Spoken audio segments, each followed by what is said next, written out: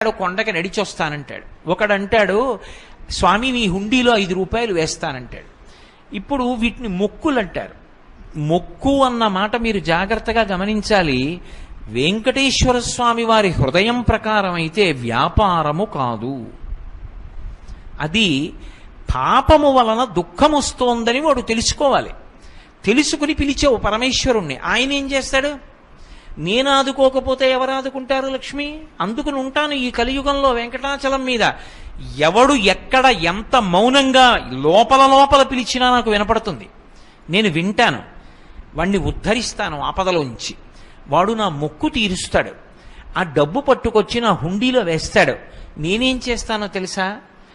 పరమధర్మాత్ముడు నన్ను చూడకుండా ఉండలేక, నాన్నగారిని చూడకుండా ఉండలేక వచ్చినటువంటి కొడుకులా, నన్ను చూడకుండా ఉండలేక వచ్చినటువంటి వాడు